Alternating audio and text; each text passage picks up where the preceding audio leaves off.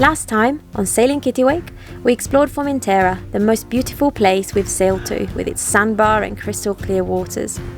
In this episode, we sail along its coast and make some new friends on a cool ketch before setting sail around the stunning north coast of Ibiza, with its rocky islands and dramatic cliffs. What you up to, Ray?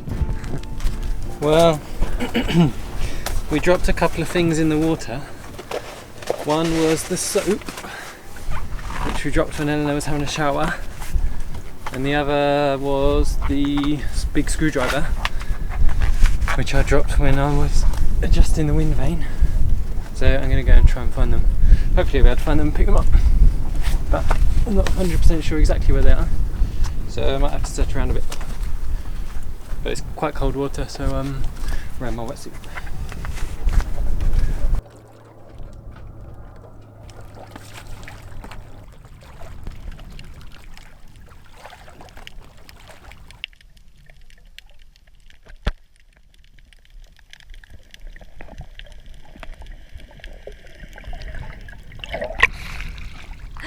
He's got it! Whee! Oh, what a hero. He's been in the freezing cold water for 15 minutes.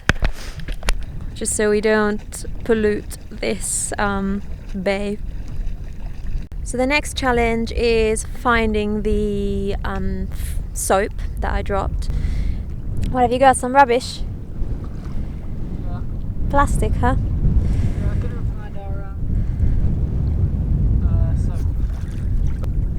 It's a biodegradable one, wasn't it? It was like a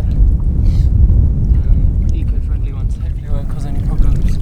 But there's quite a lot of rubbish down there, so I picked up some plastic. Ah, well done. I guess we did more good than bad by getting the plastic and not the soap. Yeah. Yeah, hopefully. So the copper coat's still looking perfect, really. What's it been now? A month and a half?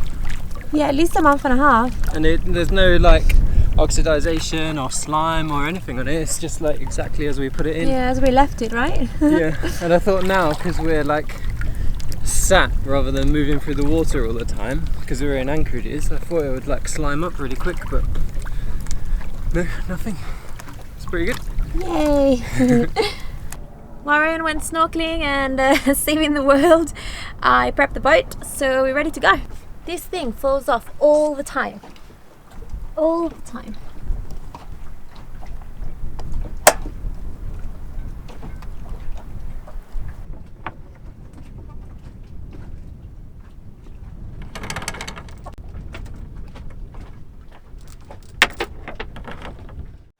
There's enough wind to sail. Woohoo! Quite rare these days. The winds are so light that it's really hard to sail anywhere. We're only going about 2 nautical miles down the island, so we're just going at 3 to 4 knots without really worrying about our speed. We need to be at the shops by 2 p.m, before 2 p.m, because that's when everything closes for the siesta until 5 p.m. So yeah, we're just on the Genoa on its own, and it's really relaxing and lovely. Nice and quiet, huh? Yeah, really quiet.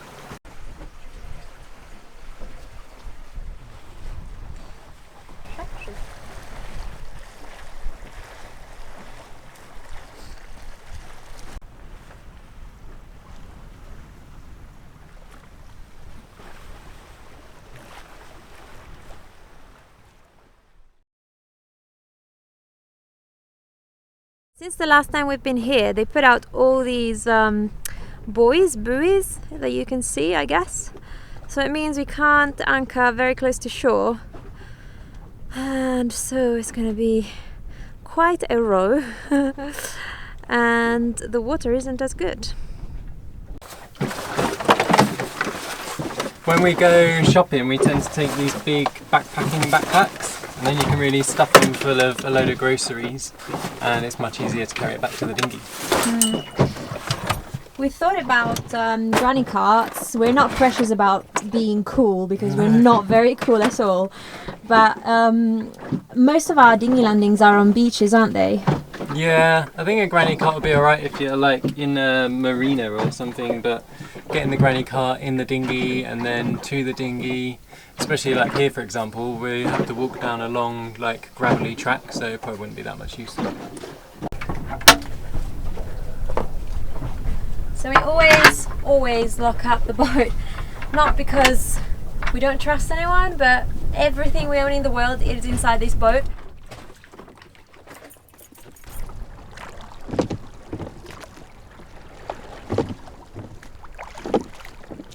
I don't think I could ever get tired of Formentera. It just looks so amazing. It's like the Caribbean in Europe. It's just incredible. And it's so nice not to be in front of a screen today. It's so great. Although I did get some work through just half an hour ago. So we're gonna do our chores and then I'm gonna get on it this afternoon. So that's the wake of the Balearia, the big ferry that comes to Formentera a few times a day. It is absolutely massive. So to get to the supermarket, we're going to take about 20 minutes walk. So it's pretty alright. How did the shopping go? Alright, we got a bit carried away, so I think we spent about 100 euros, so it better last 10 days at least, because I think to stay within our 500 per month we could spend a total of 180. We spent 100, so we've got 80 euros to get till the end of the month, and it's the 18th, so gotta be a bit careful. Should be right. Yeah. Okay, we're gonna pick up the anchor. Hopefully it's not under that motorboat. Fingers crossed. We'll let you know.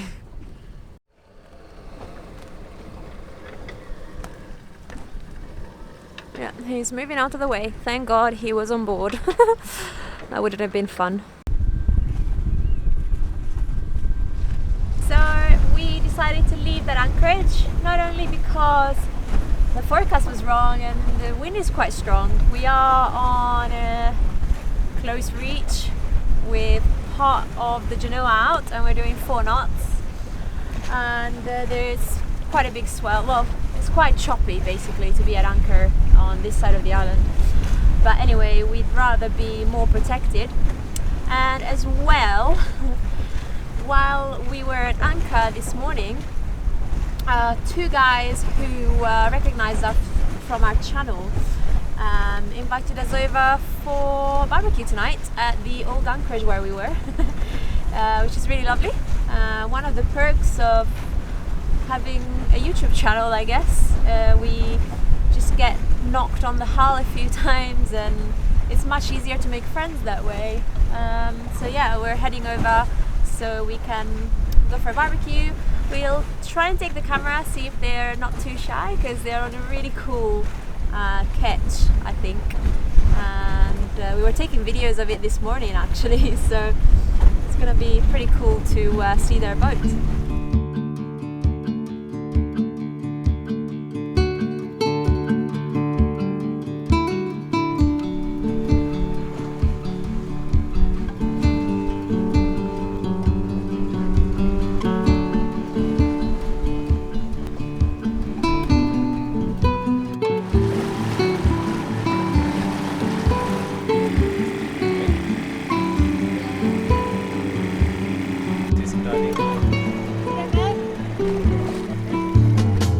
Guy. Ooh.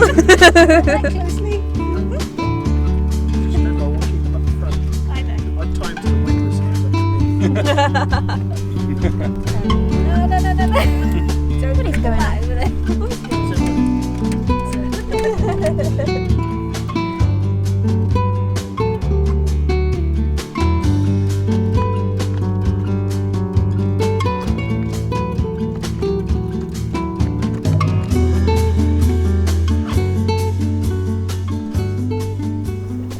Today we're going to sail over to Ibiza and go round the southwest corner. There's some really cool looking islands off the southwest tip that we saw on the way in, and we might be able to stop there. We'll check it out, see if it looks alright. It's quite deep so I don't know whether we'll be able to anchor there. Hopefully we'll be able to jump off and go for a snorkel, and then head up to one of the beautiful colours on the western side, Cala Badella, or there was another one I can't remember the name of, but they look really, really nice as well. And then because there's strong easterly winds coming in, we kind of want to go and explore this side of the island so that it's better protected. We were thinking we'd go up here, but there's going to be easterly winds for quite a while, so that wouldn't be the best choice. So we might have to go into San Antonio to try and get some chores done as well, maybe tomorrow or the day after.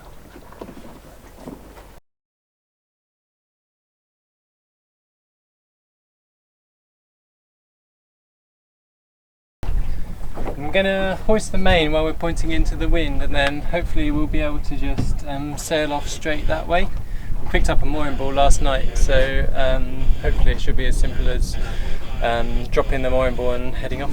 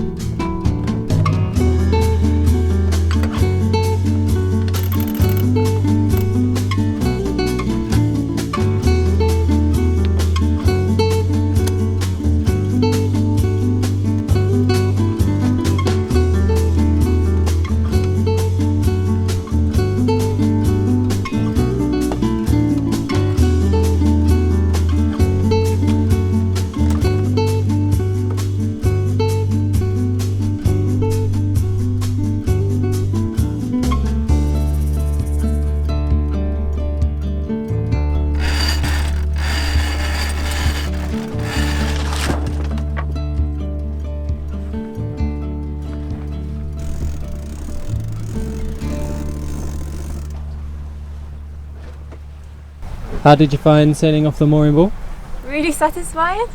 I kind of suggested it just to try, but I was like ready on the motor. I was like, oh yeah, I'm gonna turn on the engine as soon as something happens. But because it wasn't such a big breeze, everything happened so slowly, and we knew what we were doing, and yeah, it just felt really satisfying because we were doing 1.5 knots, 2 knots under the main once we got off it. Perfect manoeuvring speed. Yeah, like great manoeuvring speed for this boat.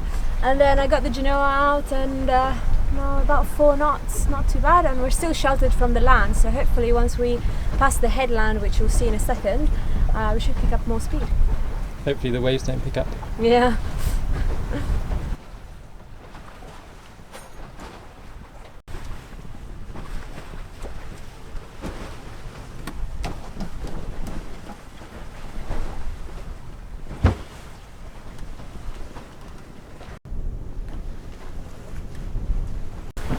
Here in the Balearics there is a species of seaweed called Posidonia.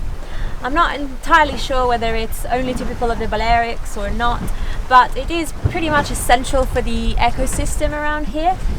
It keeps the water crystal clear, and that is kind of one of the main reasons why it's so protected, because obviously the crystal clear water is one of the massive attractions of these places. So because it is protected, it is forbidden to anchor in it, to put your anchor on it, because you could obviously kind of break it off from where it's growing and destroy some of it.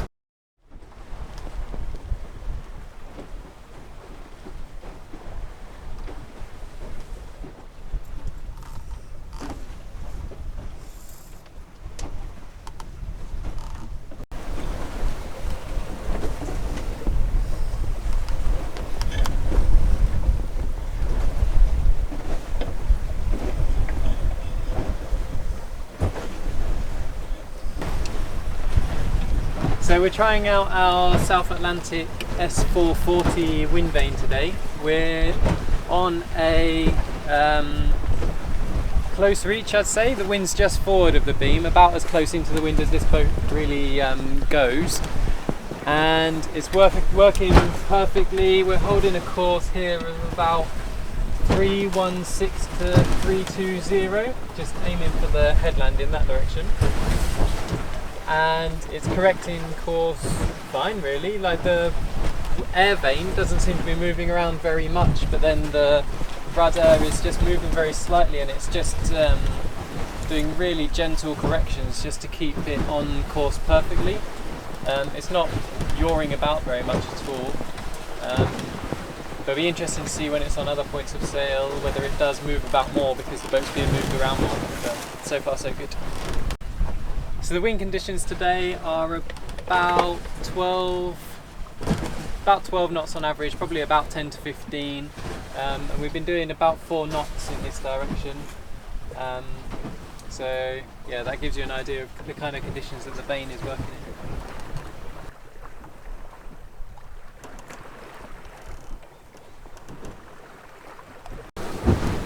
It feels really nice. It feels kind of right to steer a boat by the wind using like a mechanical thing rather than a little electrical thing going all the time.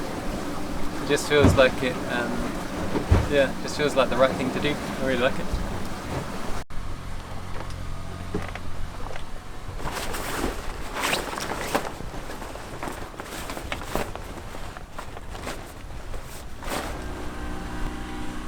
This place is crazy. There's like lots of amazing rock all around.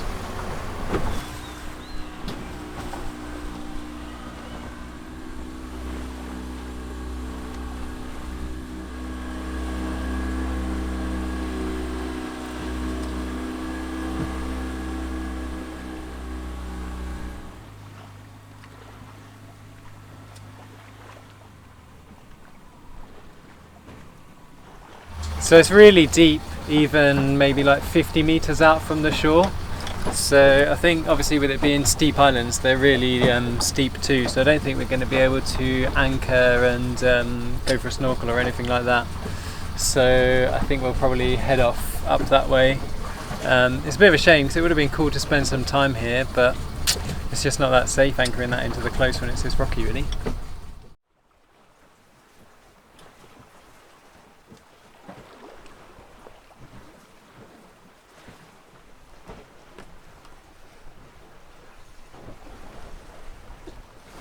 Where are we heading now?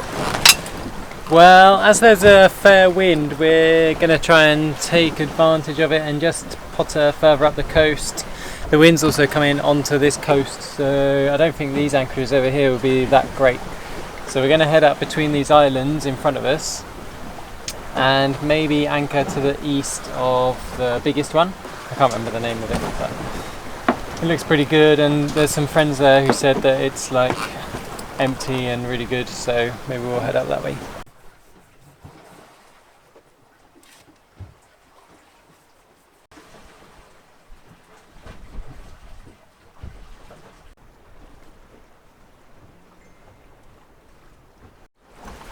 So between these two islands that we're sailing between, there's a shallow sandbar. It says it's 3 to 4 meters deep in the pilot book, but you can see there's like breaking rocks on both sides, so need to kind of get it right. But it looks fine so far, and the fishing boat's just gone through in front of us, so I'm sure it's all right. But then we're going to go through here and then turn left, which is north, and that'll go up to our anchorage on this island.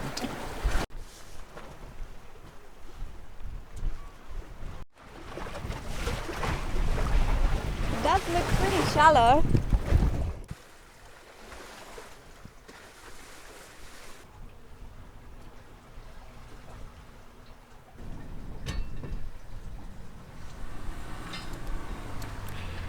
So there were only a few sandy spots over there, and the three best ones were taken. And this sailboat, I'm not going to say the nationality, stormed into the anchorage at about 8 knots, trying to steal like a spot from us or whatever. And they were motoring around this anchorage, which wasn't that big, at about 5 or 6 knots. So we are not in the game of getting stressed around finding an anchoring spot. Like, we've just left them there, picking up their anchor and re-anchoring 100 times while we're going to a different one.